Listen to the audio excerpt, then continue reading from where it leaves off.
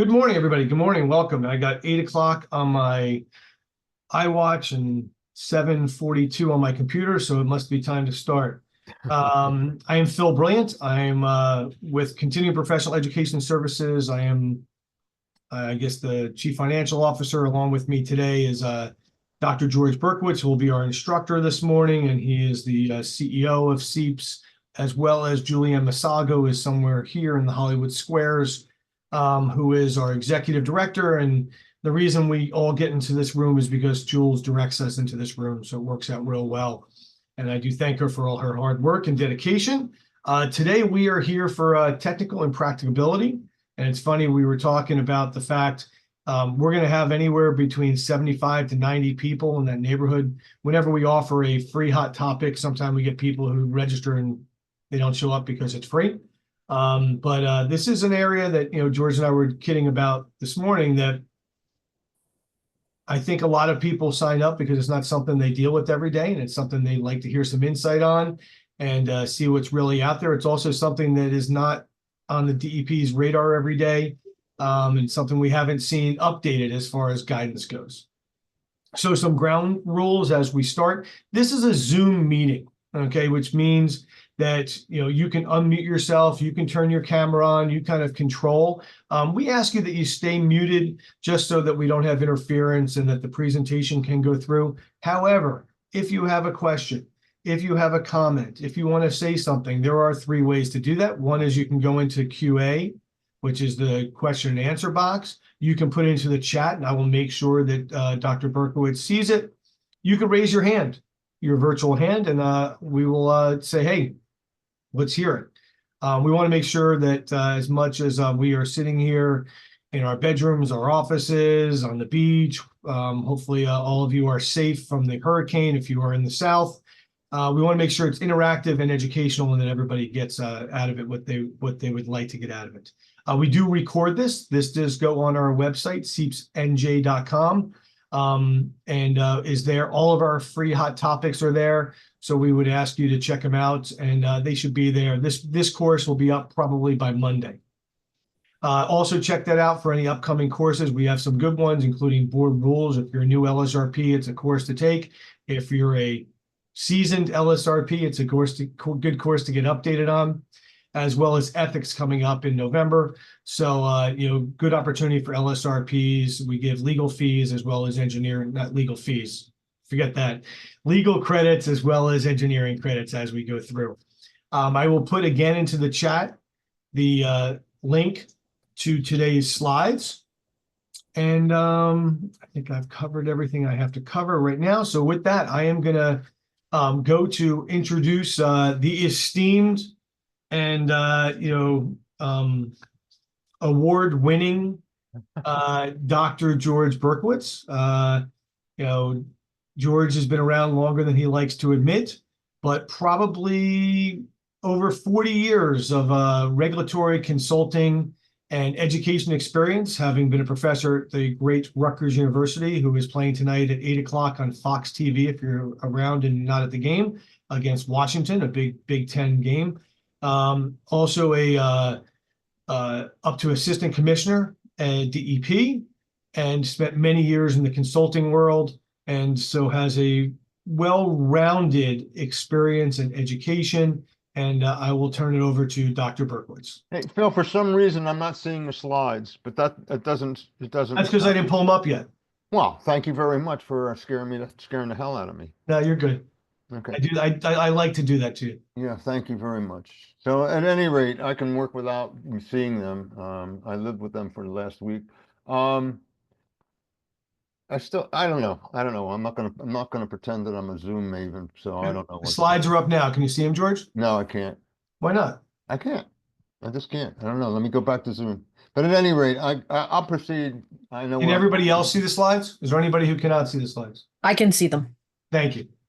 George, I can see them. All right. I don't. Let me hang on. Let me get back into Zoom. Let me talk. No. I'm going to work from my paper here. I don't need the slides. Okay, just tell me when to change slides. It's all yours. I will. First of all, thank you, Phil, for that introduction. You read it just like I wrote it. I want to give a shout out to an old acquaintance of mine who I was talking about yesterday. Hey, Rick Engel, the best Deputy Attorney General I ever had the pleasure of working with, without a doubt.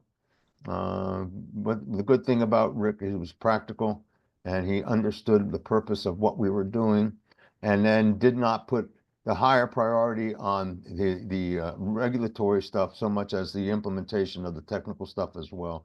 He was able to merge that stuff. Hi, Rick. Hope you're doing well. Hi, George. Um, Thank you for the kind words. you're very welcome and well deserved. Thank you for doing these types of programs. It helps us lawyers too. So thank you. Well, if we're helping lawyers, then I'm off the. I don't have. That's not my intent, Rick. That is not my intent. So at any rate, so what do you know about technical impracticability? I presume that everybody has gone to the guidance document. And when was it? When was the guidance document written? And the answer is December 3rd, 2013. And then if you go to the change log, nothing has changed from 2013. So the first question would be why? Why is that so? And I have a sense that it is because it is very rarely used. In most cases, given the daunting exercise that you would have to go through to get technical impracticability accepted by the department, it's a very high bar, an extremely high bar, fraught with additional opportunities for DEP to say, do more, do this. And not only that, there's two different certifications that you need, not just one, but you have to have two different certifications. For example, if you say that there's no technology that's applicable to resolving this at this particular point, and you go through multiple lines of evidence, you put in cost as a subsidiary factor, but not a primary factor. You take a look at what the physical parameters are of both the soil as well as the contaminants and all that. And then DEP has the opportunity to tell you do more. You still need to do a biennial cert because you need a remedial action permit in the process of declaring TI. Remedial action permits just don't come at the end of a process. Anytime that you use an engineering control in any of your involvement, you probably need a remedial action permit. And now we also have biennial cert. Well, not now. We have biennial cert. That doesn't go away as well. So there's all kinds of opportunities for DEP to re-intervene. And then don't forget orders of magnitude changes. All those neat things. So I do believe, quite frankly, that the only time that you would try a technical impracticability when there's a lot on the line, including money, including effort. And most of you don't know, I ran the Superfund program for 2 years, 3 years at DEP. And a lot of this stuff comes from EPA. A lot of the material that you read, including the technical guidance, comes from EPA. In fact, several of the documents are actually photocopied in the, or actually included in the technical guidance for the impracticability. Hey, George, Yeah. one, remember to tell me when to change slides, and two, Ted Toscas did just put that the work group has reconvened to update the document. Oh, isn't that good news? Yep. Yep. Ted, you got to get a life, man. You got to get a life. You must have been lonely, Ted. All right. At any rate, quick overview, and we only have an hour, and we're already into it for 10 minutes. It's primarily the title of this is Technical Impracticability Guidance for Groundwater. So what about technical impracticability for soil? And theoretically, there are none. There's no reason that you can say you can't remove that soil unless there are certain conditions, such as infrastructure, interruption of infrastructure. That would mean transportation, that would mean pipelines, and so forth and so on. So, and we'll talk more about that. And Ted, I'd be really interested offline if you guys are even thinking about going to soil impracticability, because there are opportunities for you to do that, particularly when you deal with a lot of immobile contaminants. So the guidance is aimed primarily at groundwater, but it can be applied to other situations that anecdotally do impact on groundwater.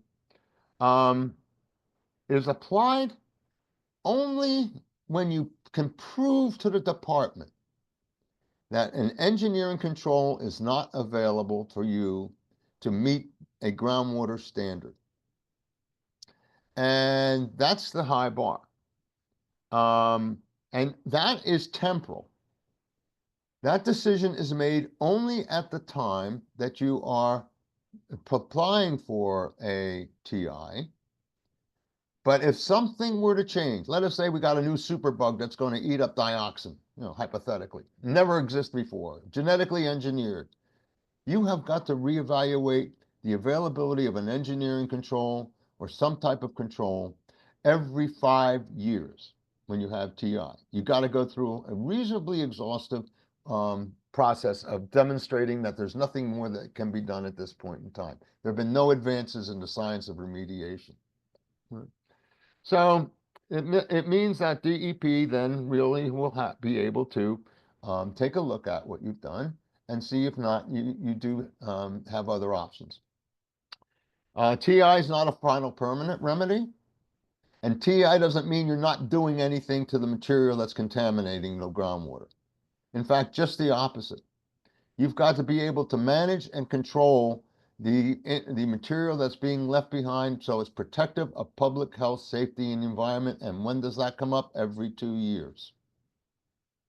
Every 2 years in your biennial cert, because you have a RAP. Anytime you have an engineering control, you have a RAP. And you have to demonstrate that anything that you've done in order to make sure that people and the environment are not in peril because of the existence of these, this contamination does not meet standards, is not hurting anybody. Okay. Next, Phil. Actually, I'm on my third one, Phil. It's the one that says quick overview, Phil. Yep, I got it. Okay, so we've kind of gone through this, and time's at a premium right now. In the face of advancing technology, you may have to. And by the way, this is daunting also.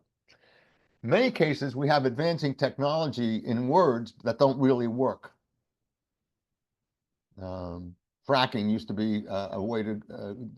When I talk about fracking, I'm talking about blowing up the soil and so that you got better groundwater pathways to get the material.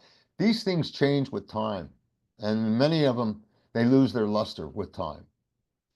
So if in fact you go through, hey, we got this new superbug that's going to take care of dioxin, again, now let's give it a shot, and it doesn't work, that comes after the fact.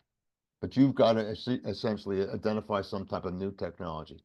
We've been through the, whether it's been using temperature to get rid of which does work, get rid of contaminants, volatile organics in groundwater as well as soil. It's tough in groundwater, but more in soil, et cetera, et cetera, et cetera. Some of them prove not to be nearly what they were advertised to do. So you could be victim of that. Now, time frames do not get extended. So if you automatically, so if in fact you have a project that you have a regulatory time frame and a mandatory time frame, and you get the award of TI, you still have to deal with those time frames. They don't go away.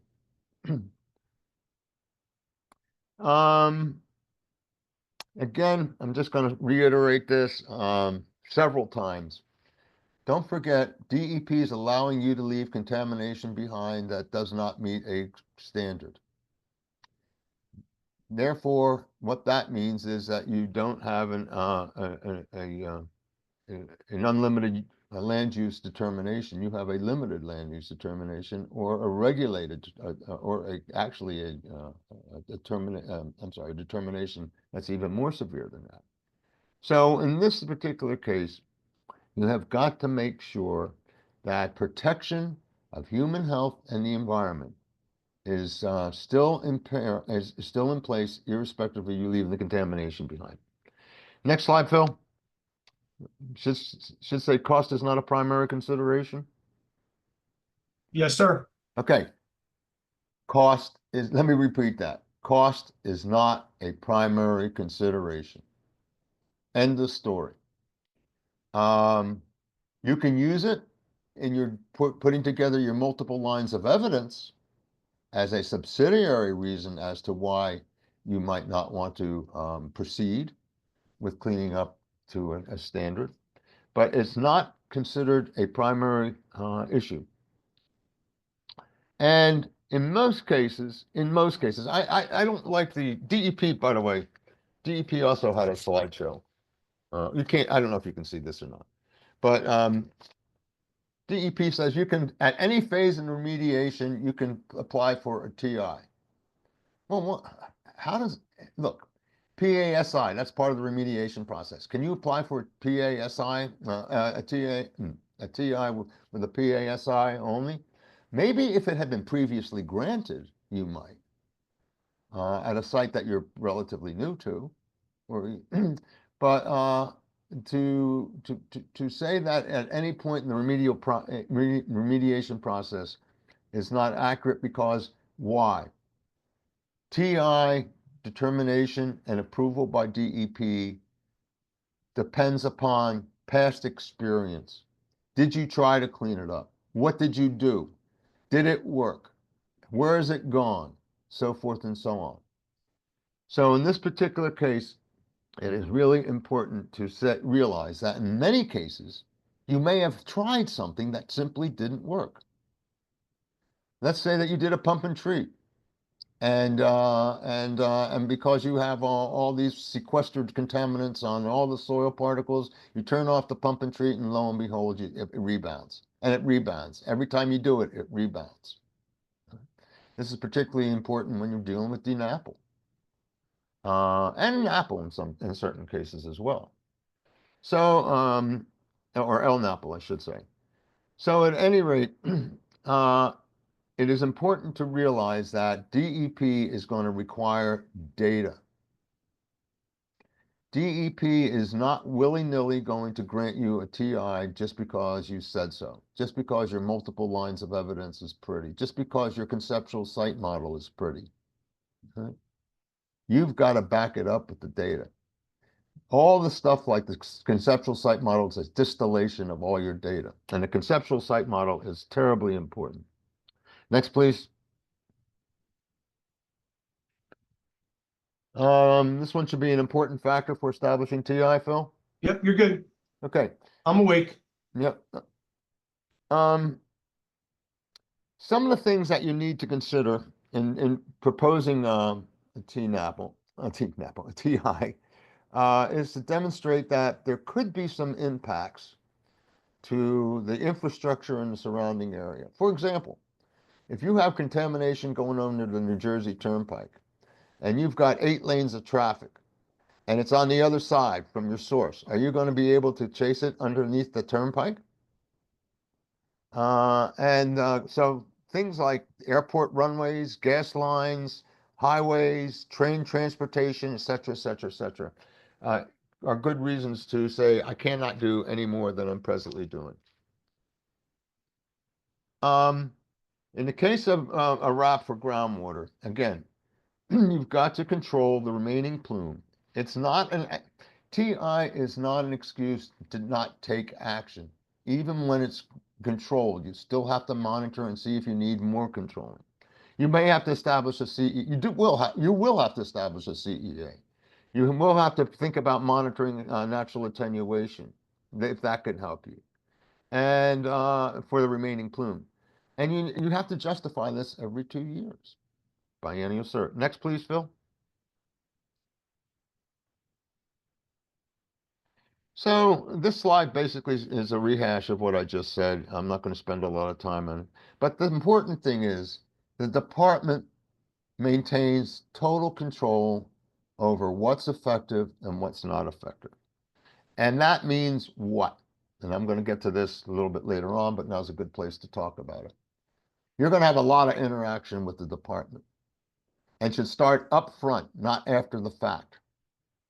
Technical consultation before you go too far down the line as to whether you think the department is going to be willing to listen to you on the TI.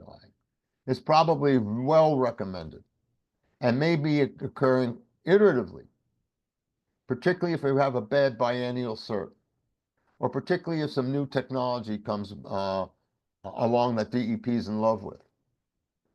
So I would say that it's important to make sure also that that the contamination that you're leaving behind, you're just not sitting there watching it. And this is actually, I think, in the next slide, Phil. So let's go there. I'm sorry. The slide reads the PRCR is not relieved.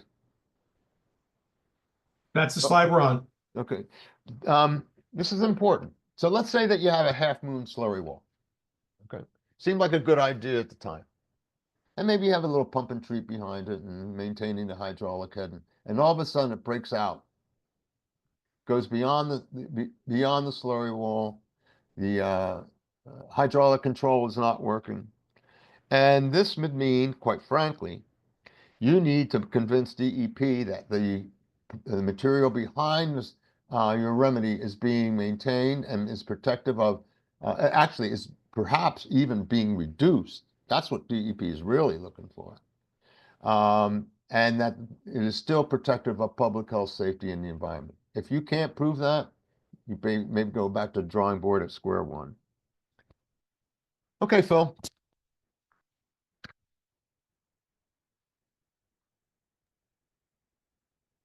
Okay. Okay, so where does this lead us?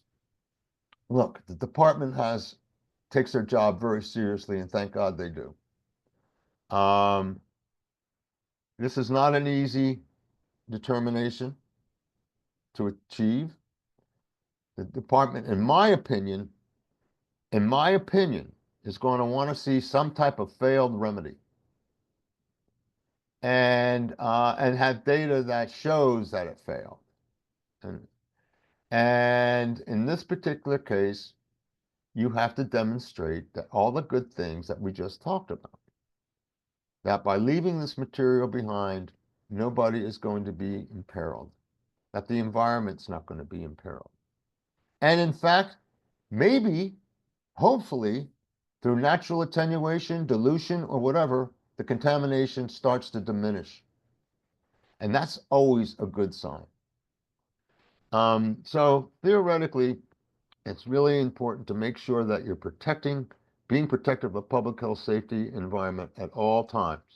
And that gets to the RP shall implement safeguards assuring protection of public health, safety, and the environment, as well as well protection areas. And you should be applying for it. No, you petition DEP CEAs are granted by DEP. Let's remember that. CEAs are granted by DEP. So you apply for a CEA. Make sure that you have a wellhead protection program in place if that's an issue, and you obtain a RAP for groundwater. Again, a RAP does not always occur at the end of a process when you're dealing with remediation. Anytime you have an engineering control, you need a RAP. Next slide, please, Phil.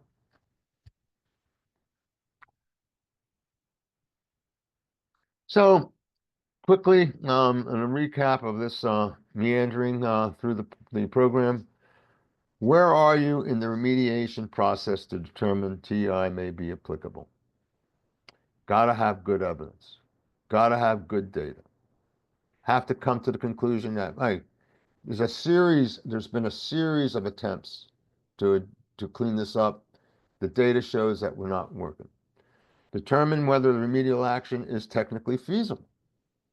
The whole thing is based on technical impracticability. What are you going to do?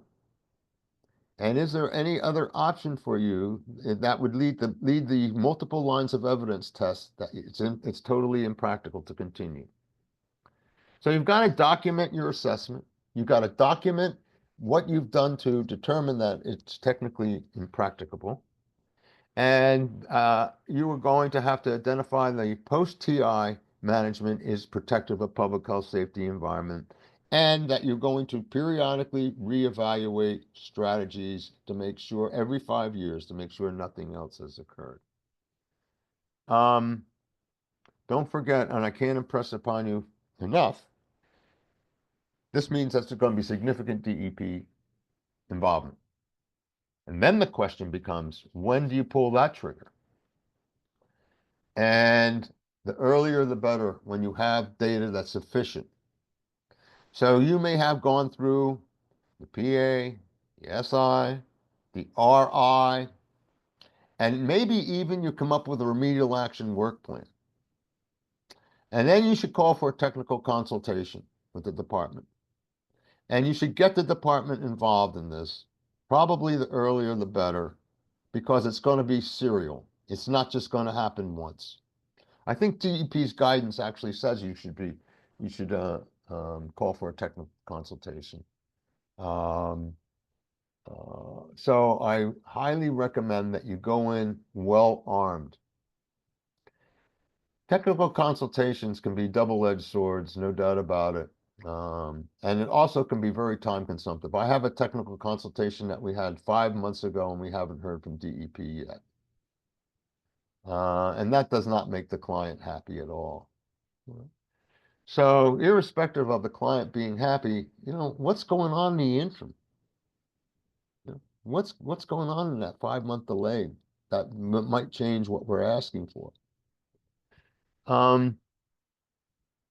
Okay, let's go to the next one. Phil, it says remember up top. I have regulatory obligations for All right, TI. let's do that one. Yep, I'm sorry, I skipped over that one. No, I know. No, we can go by that. We did that. Okay.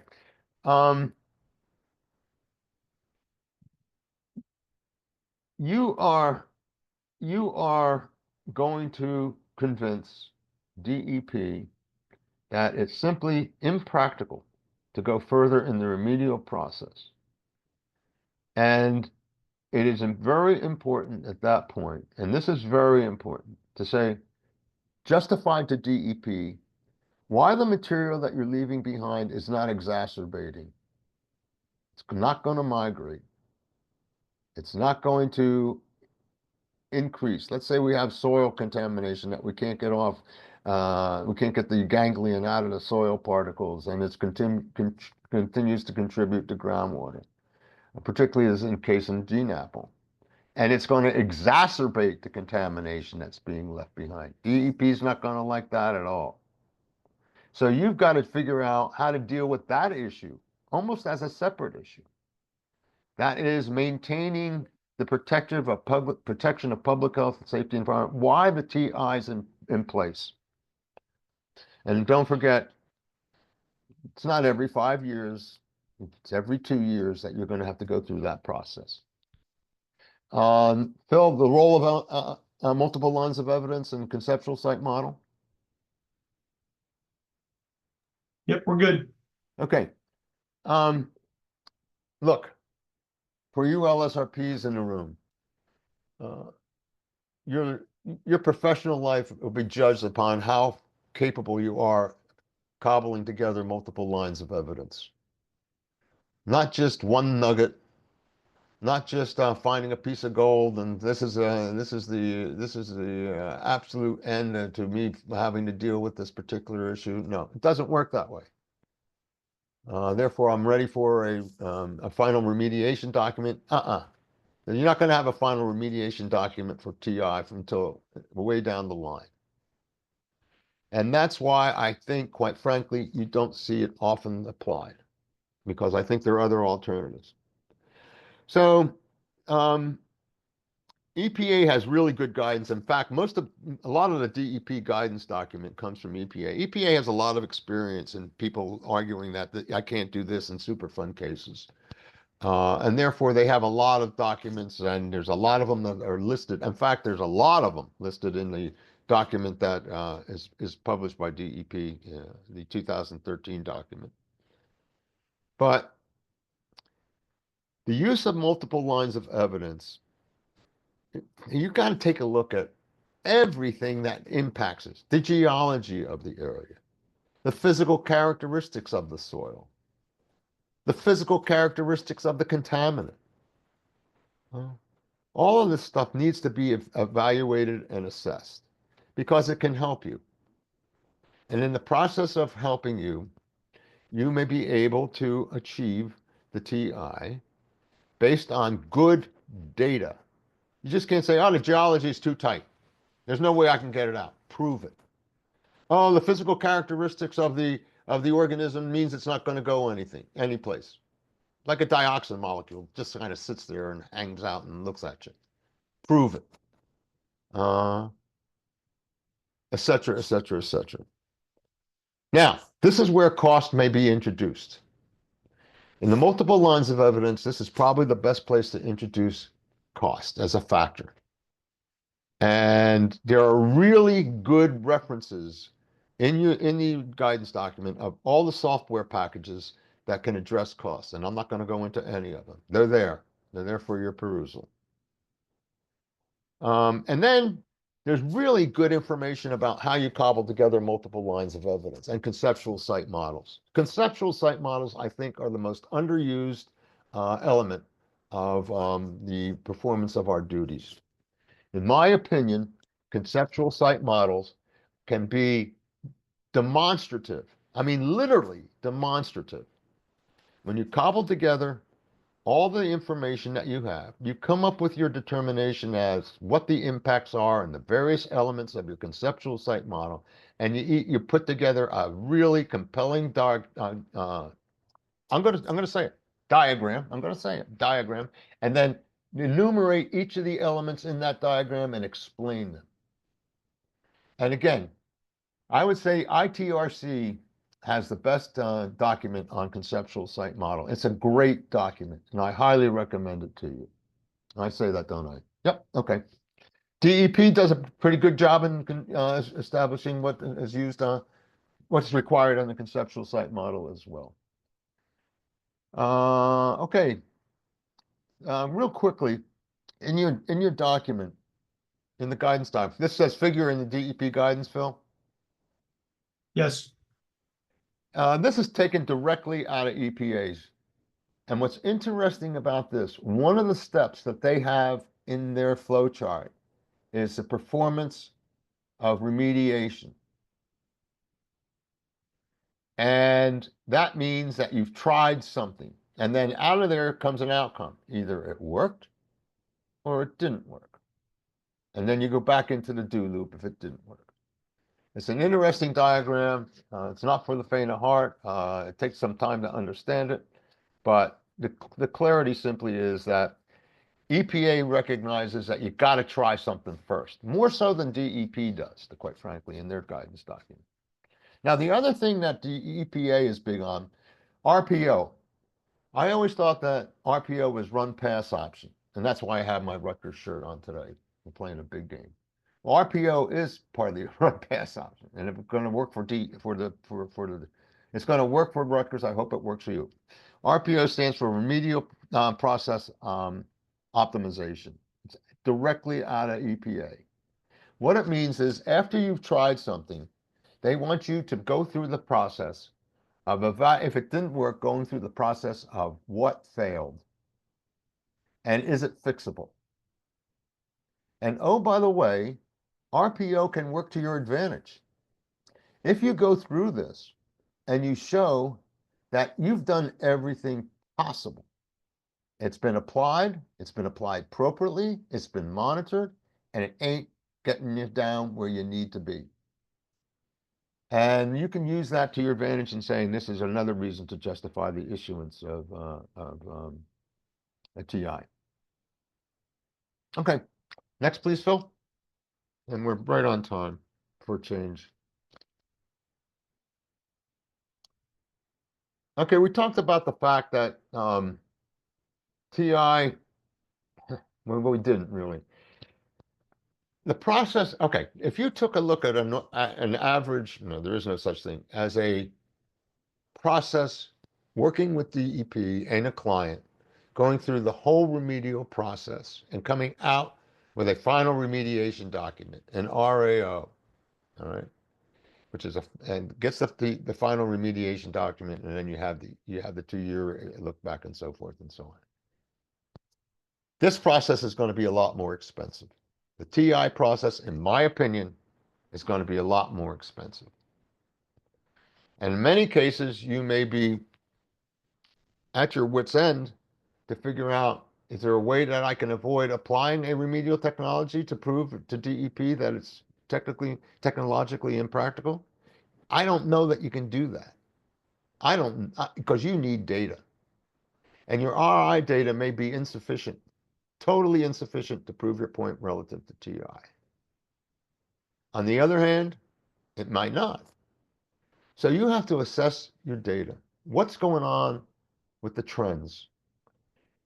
What's going on? Is it increasing? Is the contaminant increasing?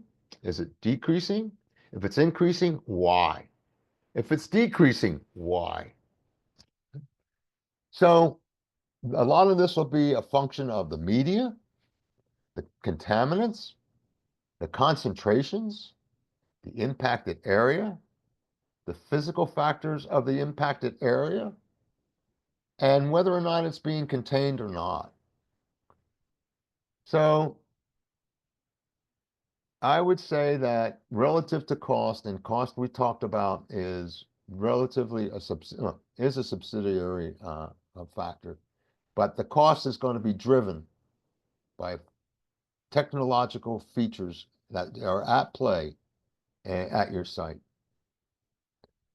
Now, if in fact you have to establish a financial assurance, and as we know, in many cases, groundwater requires a 30-year look forward in terms of examining costs. But there are good documents that are referenced in the guidance document itself, particularly how to evaluate costs. Let's go into the statement. TI is a high bar to achieve, Phil. So if you don't get anything out of this particular presentation, I'm not trying to dissuade you of going after TI, but don't do it as a first choice. Don't do it until you have some data that really indicates you can justify it. And this is going to require significant interaction with the department. And it's going to add to the cost to your client. There's no doubt about it. I got to tell you, one of the real features we worked on for a Fortune 500 company was trying to justify why they shouldn't be asked to go into the Raritan River for eco. And for good reason, by the way. I wouldn't do anything that I didn't fervently believe in. And at the end of the day, the technical consultation alone cost its client $25,000. So you got to make sure the client's on board with this stuff. And when they get the bill and had no idea what a technical consultation was all about, and see $25,000, they got to be involved. That's where one of the important features of an LSRP is to keep the client informed. That's why I am a fervent believer of an onboarding meeting with your client prior to you even doing anything. That's for all the LSRPs in the world. So, and most likely this will require a technical consultation. Absolutely. So you have to look at the surrounding area. You have to look at the off-site impacts, the public health, safety, environment, terribly important. Is there a daycare facility? Is there a school? Is there a hospital? Are there residents? Is there residential land use? We have that all the time, right? So you've got to be very careful about making sure that you can control the contamination that you're leaving behind so it's protective of public health, safety, and the environment. Okay, I got to step it up a little bit. I'm sorry.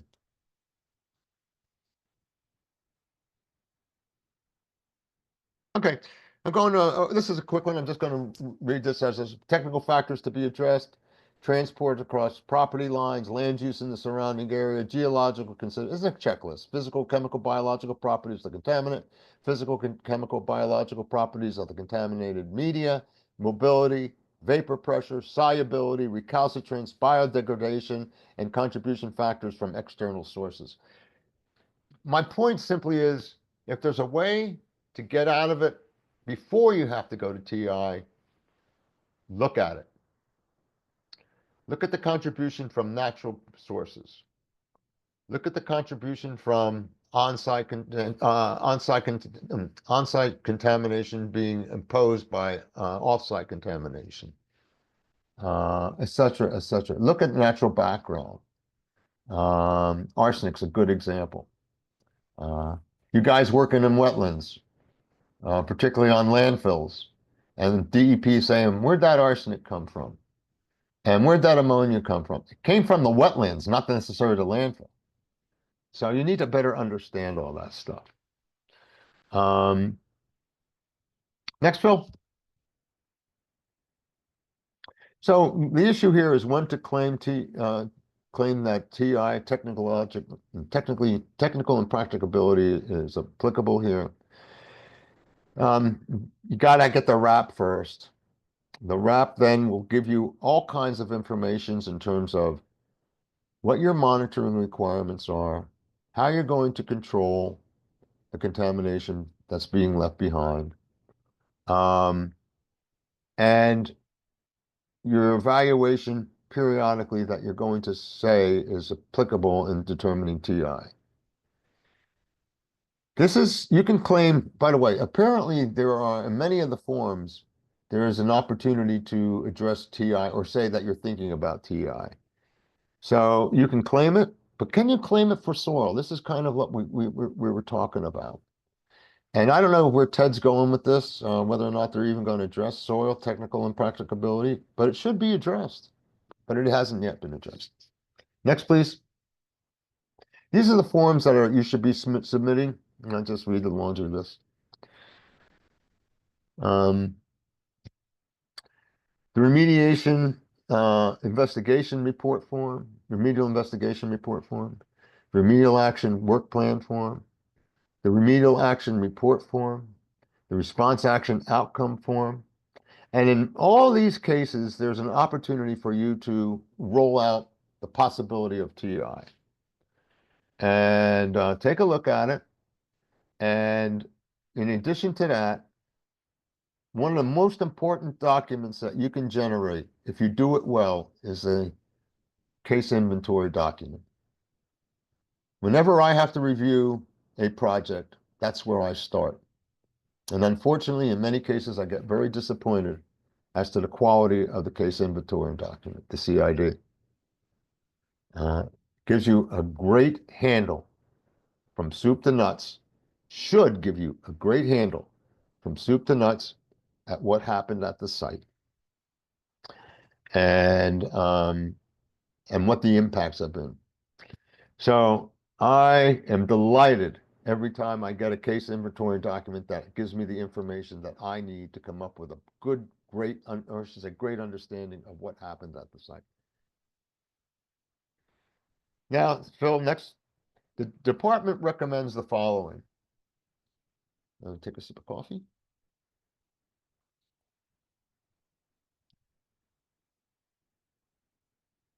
The department recommends, in this order, talk about what the applicable standards are that are being addressed by TI, what the spatial extent of the horizontal and vertical TI determination will be. This is where they require a conceptual site model. In many cases, you don't have to do that. I don't know that, I think this is the only document that requires a conceptual site model. I could be wrong. Evaluation of remediation potential, cost estimates, and how you're going to deal with the post-TI determination relative to monitoring.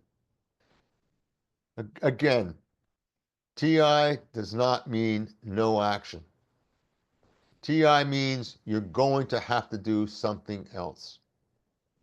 And in my opinion, once you get once you get DEP over the hump of embracing a TI, I think it's really important to keep them up to date as to where it is and where you're going and what's going on, because that'll eliminate the surprises. You don't want a DEP to all of a sudden you go in and present the data and they go, "What the hell is this?" That's gotten outside that Half Moon slurry wall. Look at that monitoring well. Address it, and address it immediately, because residents are potentially impacted. Okay. Next slide, please, Phil. So this is obvious. I just said, I can't tell you how many times I've said it, and I'll just say it again. Make sure that the material that you're leaving behind is in control, and nobody's being exposed to it unnecessarily. And oh, by the way, don't forget, some of these standards will change, maybe by an order of magnitude. So you got to be careful with that as well. Let us say that we have something outside of a slurry wall, but it's okay. And then all of a sudden there's a tenfold, tenfold decrease in these contamination standard. You're back to the drawing board. Don't forget that when you have TI, it means that you're going to have some type of restricted land use associated with, maybe a limited restricted land use determination, I should say. Most cases, it's going to be restricted. And realize how important your RAP is. Your RAP will tell you what you're doing to monitor, the fact that the contamination remains contained or is diminishing. It represents all the issues that you're obligated to do, including demonstrating as protective of public health, safety, environment, which will probably mean sentinel well sampling periodically, et cetera, et cetera, et cetera. So the RAP is really going to drive the bus. It's really going to drive the bus. And if you don't submit a RAP application that is comprehensive for all the elements that we've talked about, particularly the post-monitoring investigation, you're going to fail, in my opinion. So next, please, Phil.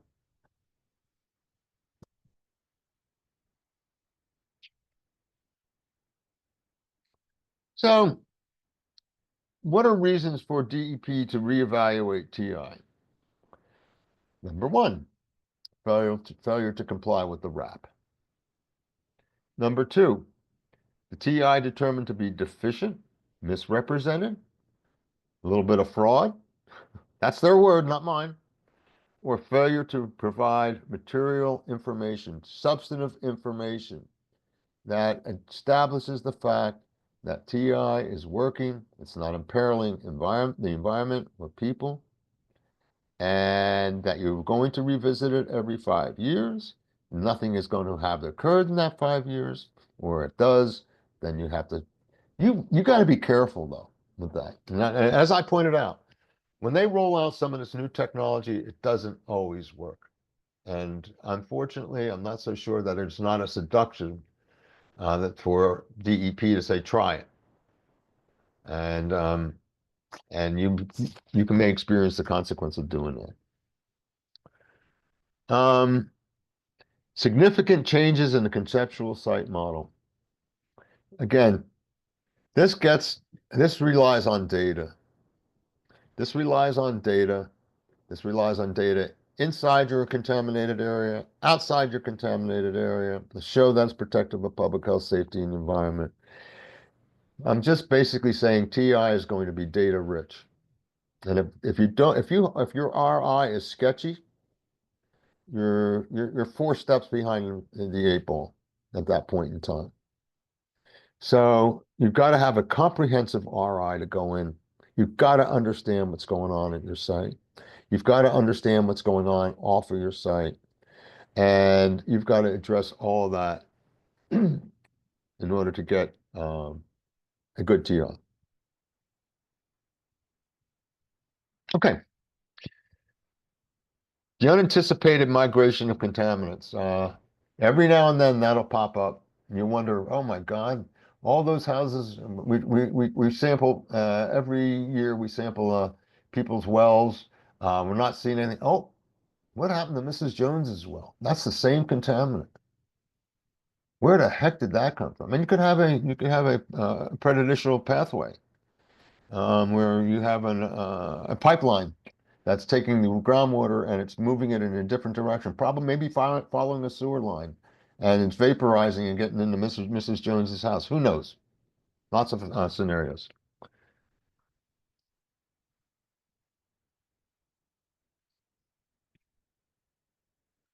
Okay. Finally, next to finally, review of determination. We talked about this. This means data, effectiveness control of the groundwater within and external to the site itself. Report of the effectiveness of the engineering control, if you have an engineering control, and you probably do, whether it's pump and treat, whether it's hydraulic control, whether it's injecting molasses, et cetera, et cetera, et cetera. Evaluation of long-term effectiveness of all of the engineering controls. Effective O&M program. Address the need for additional future control measures. What triggers that? What is going to tell you there's a need for additional future control measures? And if it starts migrating in areas that you didn't expect it to migrate, that's obviously one of them. Take a look at the trends. Take a look at the trends in the plume. Is it increasing? Is it decreasing? Consider concentration. Consider mass. Consider both. And the conditions achieving reduction of contaminations, dilution's working, degradation is working, attenuation is working, and they're really important factors, no doubt about it. Okay, next one, Phil.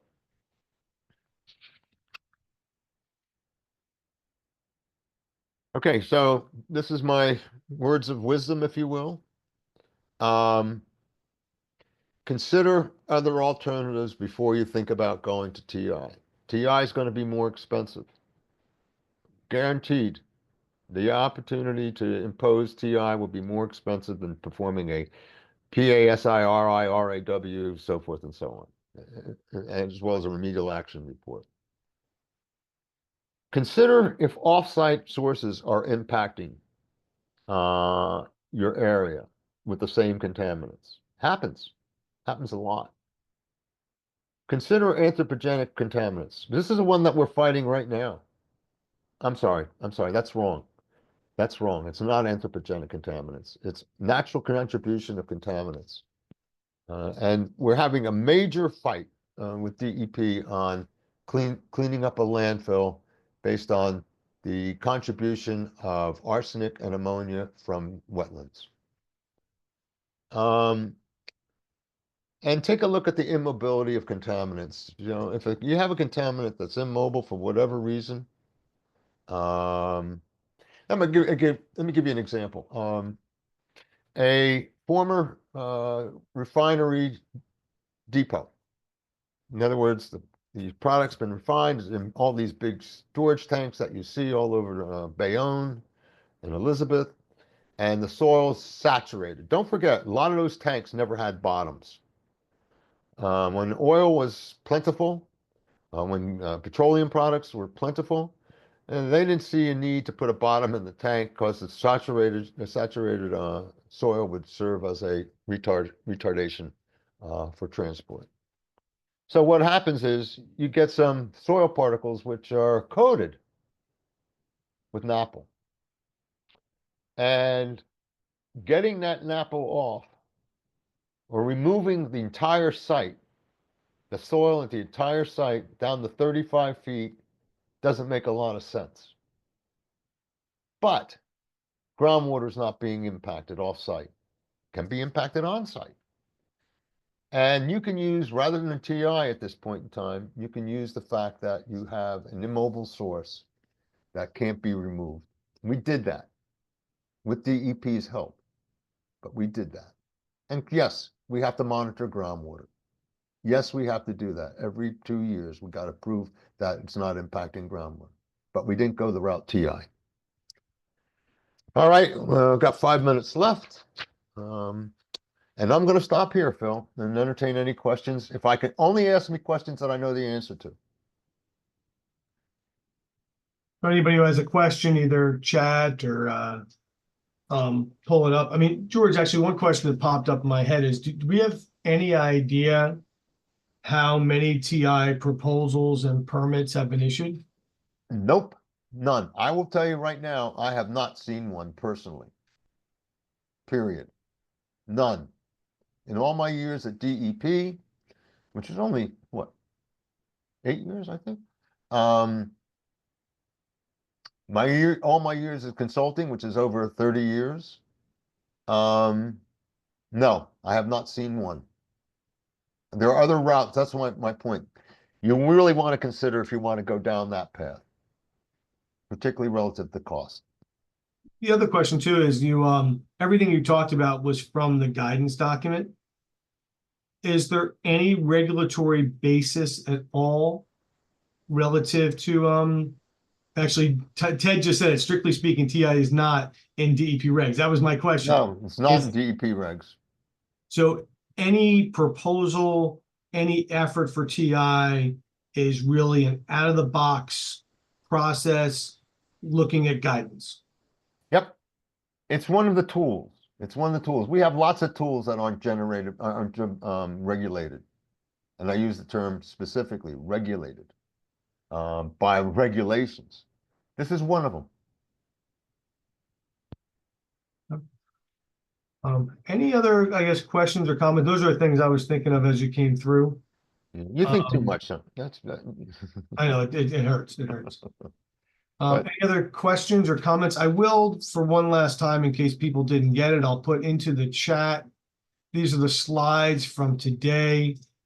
We did hear from Ted that they do have the team together to start looking at this guidance document, which is now 11 years old. Hey, Phil. Yep. Ted, take the microphone. What are you guys thinking of? Ted, you can unmute yourself if you want. Or not. He's taking the fifth. Yeah. I know the DEP is kind of looking and, through a lot of the old guidance. So Think about this. Think about this. This guidance document is 11 years old.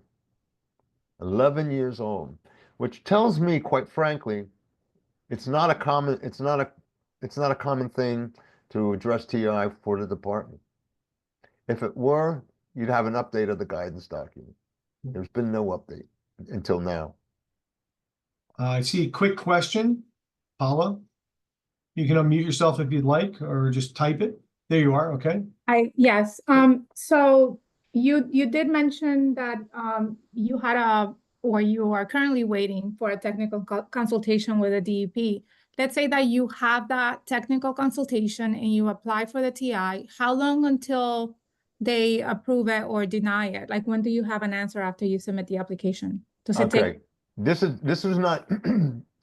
This is, quite frankly, and we're not even applying for TI. This is standard RIR stuff. And it's been 5 months. I hate this. It's been 5 months since we went to DEP. We've done some very sophisticated techniques. We've used isotopic analysis to differentiate various sources, natural versus from the landfill. We have not heard one breath from DEP, and yet when we get that letter, we're going to have 7 days to respond. Right? Am I right? You're right. I will have 7 days to respond to their deficiency letter because I know they're going to find some issues. I don't know what's going through their mind. It's really bugging my client. Forget me. It's really bugging my client. In fact, when I get off of this session, I'm going to email our case coordinator and say what's going on. Ted, you want to say something? Yeah, I finally found my unmute button. So Ted, right now, Ted, that destroys my faith in you. so we're right now and just going back to the document and trying to provide a little bit of clarity in some of the initial chapters. I think we haven't really gotten into the meat of it. What are we doing now? So Ted, my I think it's presumption gonna- is that this is really kind of mimicked the EPA's guidance. EPA grants Yeah. has a lot of these, by the way. because Yeah, people even are- though the way we're doing TI in New Jersey is different from EPA, because in New Jersey, we're saying TI applies to the entire remedy. The EPA only gives you relief from meeting specific ARs. So it's a huge Yeah, absolutely. difference, actually. That bar's even higher. You're absolutely right. Yeah. Whether we're actually going to get into also writing something in for soil remains to be seen right now. The attitude or the theory, I should say, is that, well, read what it says about soil, read what it says about groundwater, and see how we can apply it to soil. But, you know, generally, soil is considered an easier remedy. Yeah, exactly. Yeah. And and you laugh hysterically when you say that, but that's a whole other story. So I don't know. It's going to be I think a much longer process to do this document than anybody has thought. We'll see. Yeah. We'll see how it goes. I seem to have somewhat more I don't know, I don't want to say extreme, but pushing the envelope ideas. Others on the group are just looking to tweak the language a little. So we'll see how it plays out. Yeah. But Okay. Thanks. Thanks, Ted. maybe if we ever run into each other, we can sit down and have a little chat about the whys and the hows. Thank you, Ted. Always a pleasure working with Ted. And by the way, I want to thank everybody for tuning in, so to speak. I don't know if you guys, I guess you saw my shirt. Rutgers is on national television tonight, and that's what RPO is all about, run pass option. So I want to thank you all for joining us. My words of wisdom to you would be, if you can avoid TI, avoid it. It's that simple. Because there are other options that might get you to the same place that are going to be more cost effective in terms of you dealing with the department. Nevertheless, there are opportunities that you may have to consider based on your contaminant load and your mass and your concentrations and their migration. So I just want to thank everybody. I want to thank Phil. I want to thank Jules. I want to thank you all. This was probably one of the best attended sessions that we've ever had. I hope you're not disappointed. If you are disappointed, keep it to yourself. And I wish you well. Thank you. If they're disappointed, we'll refund the money. Well, how about my pay? You're not getting a raise. So Thank you. again, thank you very much for joining us this morning. It has been recorded and it will be posted by Monday for any of your colleagues, and hope to see you in an upcoming course. George, I'll see you tonight. Yeah, see you tonight. Thanks, everybody. Appreciate you.